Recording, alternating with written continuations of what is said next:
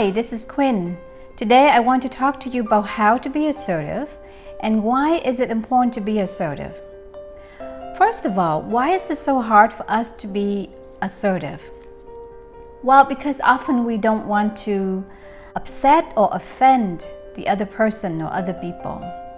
We also want to be liked. We want to please people. We want to be nice. We're also afraid that if we say something, it's going to damage the relationship somehow, or we may even lose the relationship, right? So all of that thinking is really fear-based. And so now I will talk to you about why it's important to be assertive. When you are assertive, you gain people's respect. You also make people have more confidence in you, believe it or not. And when you're not assertive, what happens is over time, you will build up resentment. So say, for example, at work, right? If you don't speak up about what you cannot and can do with your boss or your coworkers, you either become passive aggressive, you lose interest in work, you feel overworked, you feel resentful, you may make offhanded comments, you may procrastinate, you may lose interest or become unmotivated at work. So then therefore you may call in sick, you come up with different reasons not to do the work, right? So also when you're not being assertive, like say at work, your coworker or your boss may end up giving you more work, and then you end up feeling like overworked, feeling stressed, that sort of thing. Okay, so that's at work. In friendships or in with family members, like your loved ones, when you're not assertive, problems can become worse. They tend to become worse. Also, things tend to escalate. So if you don't deal with something, over time the problem becomes more often, more frequent, and it spread to other problems, right? So say, for example, when you don't speak up, when you don't set boundaries, people think you're okay with it. So they keep doing it, and they keep doing it more. In terms of, like, say, people who are abusive or narcissistic, when you don't speak up, the abuse tends to escalate. So at first it might be, a little shove, right? And then later on it might be pulling your hair. Then later on it might be just outright hitting or beating. I mean, those are the extremes. And so when we're not assertive in close relationships, we build up resentment. We also become avoidant or withdrawn in the relationship, right? Because you don't speak up, so you come to resent. So then you find different ways to not spend time with the person, or you avoid the person. For women, we can get exhausted, we can get stressed, we can have other health issues when we don't speak up. Or worse, we can turn to alcohol or affair with someone else. For men, but they tend to turn to things like video gaming, affairs, addictions, things like that, right? So they become frustrated. For men, they get angry, more irritable more often when they're not speaking up, when they're not being assertive, right? So always resentment, but then it comes with other things like depression, anxiety. So you see the cumulative impact of not being assertive. Also, the person who's not assertive feels like they live in hiding. They cannot be authentic with themselves. Okay, so now I will talk about how to be assertive. Now, when people think of being assertive, they think of being aggressive or confronting. So when they think like that, it causes them a lot of anxiety. It's very anxiety provoking. They think of conflicts, so then they avoid conflicts if they tend to be people who avoid conflicts, right? So don't think of being assertive as being aggressive or angry. That's not what it's really about. Being assertive is actually being calm, being able to address the situations, address the disagreement, You can also think of it as resolving the problems, dealing with the problems, or facing the problems, right? Those are the ways to think about assertiveness so that it can give you more courage to be assertive. I think, as I mentioned, be calm, right? Stay calm, very important. Because when you fly off the handle, when you become very angry, people don't take you seriously. You also lose people's respect. You lose power as well. And you also lose self-respect. When you become angry and you say something that's mean, you think that's assertive, but that's mean, you feel guilty later on. Yes, that's more likely to damage the relationship, right? Because that's not assertive, that's being aggressive. Often when I encourage clients to be assertive, and next time they come in and say, oh yeah, I was assertive, I yelled at my husband, or I yelled at my wife and I told him off. Well, that's not assertive, that's being aggressive. And so stay calm, and you can have your voice firm depending on the level of assertiveness, but not to raise your voice. You can raise it up a little bit, like so. Instead of I would like you to do this for me, please, right? You can raise your voice up a little bit. I don't appreciate when you do that. I would really like you to stop doing that, right? So slightly raise your voice, but not to yell, not to really raise your voice, and also not to swear, right? Because especially in professional settings, when you swear, when you yell, right away you put yourself in the wrong position, right? You no longer have credibility in what you say. So stay calm, do not swear, keep your voice calm. There are a few levels of assertiveness, right? The first level is what I would use if I have to do the request the first time. So the first level is a lot softer and it's nicer. You know, I would really like you to do that for me. Can you please do that? I would really appreciate it. Or it would mean a lot to me. Or if you do this, it will help me to do this better, right? So there's some explanation. It's a question, right? You ask, can you please do that? You also use the word please. Or I would really appreciate if you do that. Thank you very much when you do that, right? So it's a lot softer, it's nicer, it's more like a nice request, and there's some explanation. So that's level 1. Level 2 is if the person still not fulfill your request, and it's very important, then what you do is you escalate the intensity a little bit. So this time you may be a little bit firmer. Hey, I just wanted to follow up with you. I sent you an email or message last week asking you to do that. I noticed that it hasn't been done. Can you let me know why? Right? Or I would really appreciate if you do this by today or tomorrow or next week, whatever that might be. Right? So there's a little bit more firmness. You say what you notice. You notice that it hasn't been done, and you like to know why, or you're wondering what's going on. You still give the person the benefit of the doubt, right? Because they might have some difficulties or something like that, or you don't want to right away be too firm.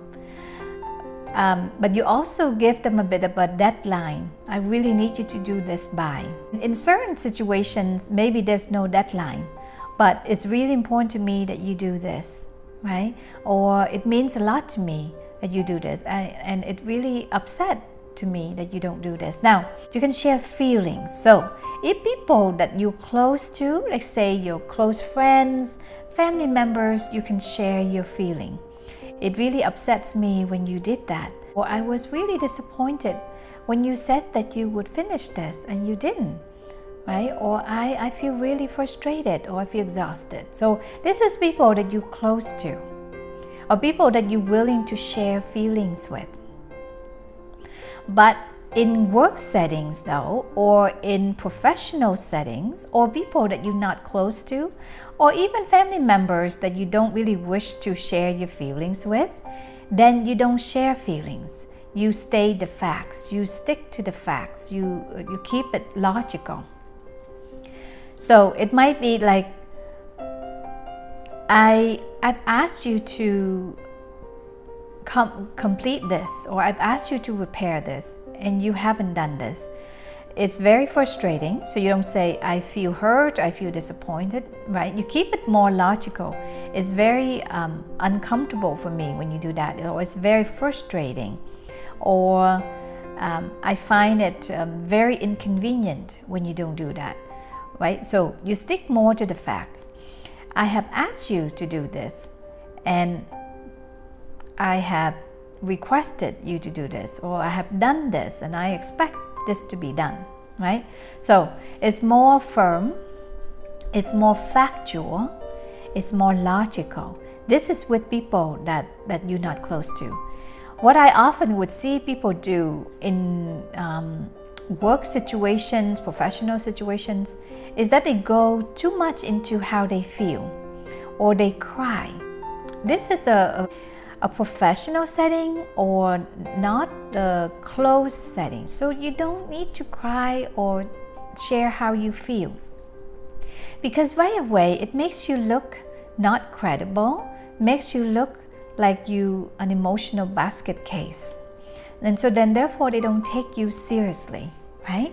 So stick to the facts, stay calm, be firm if you need to, but stay away from feelings, crying, or I feel triggered when you did that, right? That's a bit too much. Now, the next level is to really escalate. And I want you to think about the bottom line or the consequence. So if this still not being done, or if your request still not being fulfilled, what will you do? And you state what you're going to do. And this one, you can elevate the firmness.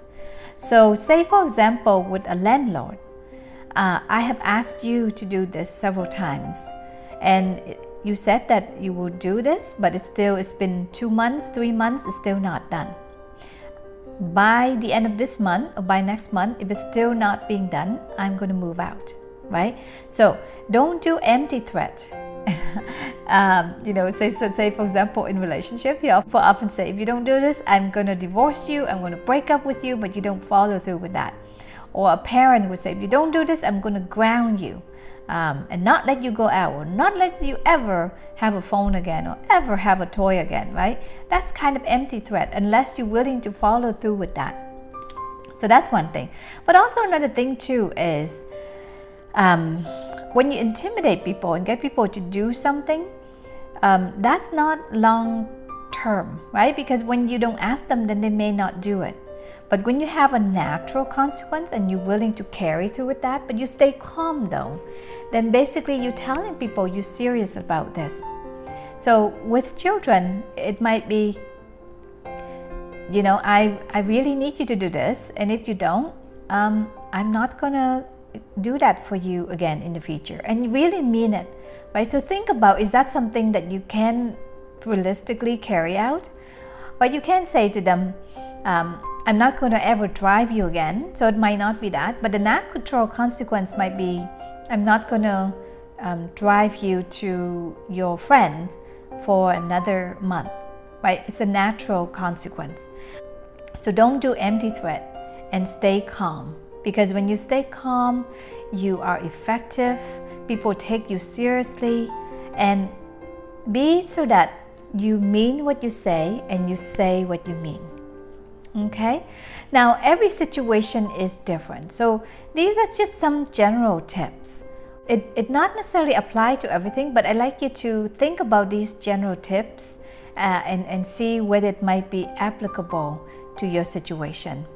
But having a bottom line is very important, because when you are serious, then people take you seriously. But if a request that doesn't have a bottom line, people will keep doing what they've been doing. Why? Because what they've been doing works for them. So there's no incentive for them to change, right? It's only incentive for you for them to change, but there's no incentive for them.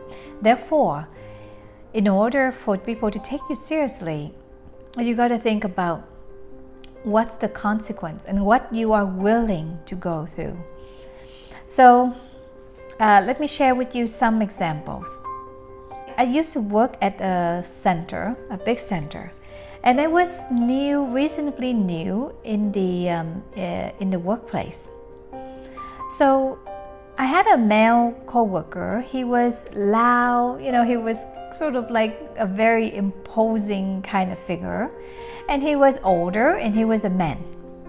So right away, when you first come to a new workplace, you want to please people, you want to be nice, you don't want to rock the boat. So what he did was he tended to make offhanded jokes and offhanded comments about my blindness in front of clients and in front of other co-workers. So I didn't like that because I felt uncomfortable. I wanted to feel more respected by him, but also by co-workers and clients. So I decided to address it rather than leaving it on and on, because in the future he may make even worse comments, right? Who knows? So I decided to talk to him privately, and I said, I know that being funny, having a sense of humor is a real way of connecting with people, and I really like that about you. I feel really uncomfortable, right? I didn't say I feel hurt, right? Because he was just a co-worker. I feel uncomfortable whenever you make jokes about my blindness, so I would really appreciate if you don't do that. And I really like you. I think you're really a wonderful co-worker. You have helped me a lot, so I really appreciate it. Right? So think of like a sandwich. The first part of the sandwich, you state something positive about the person. I know that having a good sense of humor is your way of connecting with people. And then the middle part of the sandwich is something that you're not happy with and you like them to change. Right? So I feel uncomfortable when you make jokes about my blindness in front of clients and co-workers. And then you finish that with something positive. I really appreciate your help. You have done a lot for me. I really want us to work together well, something like that, right? So that's a sandwich. That's a sandwich feedback, meaning you start with something positive. In the middle, you have something kind of a little bit more awkward, and then at the end you finish that with something positive. And that really worked because he apologized, and from then on he was a lot more mindful about making jokes like that.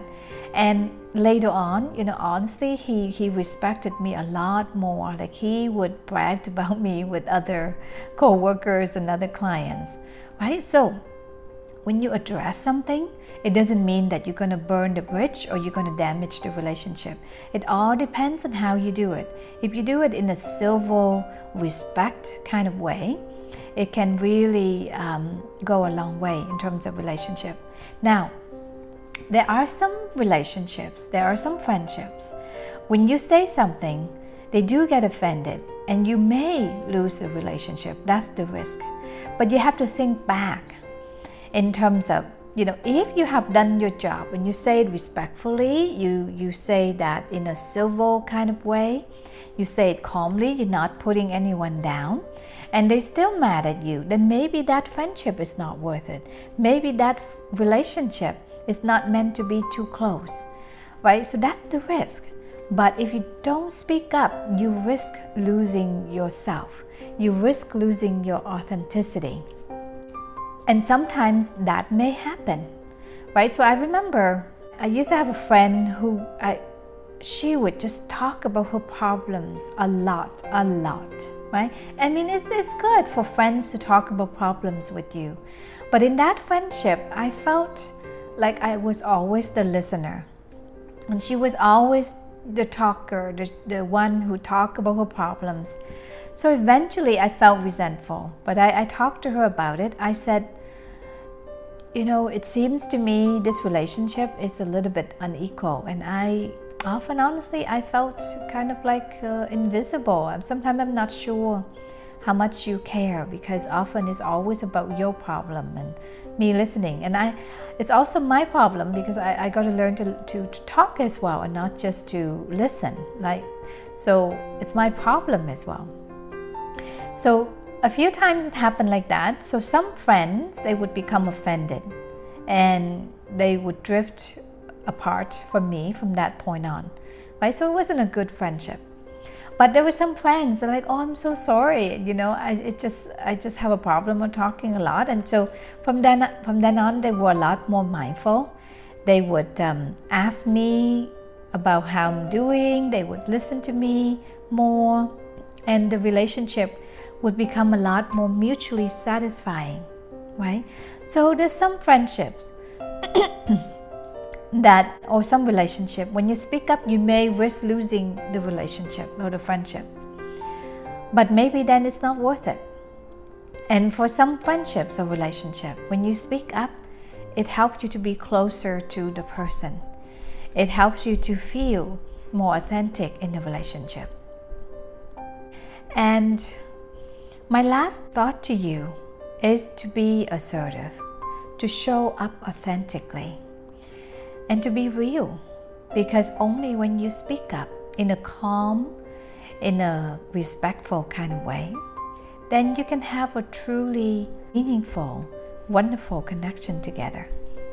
So all the best and have a wonderful day.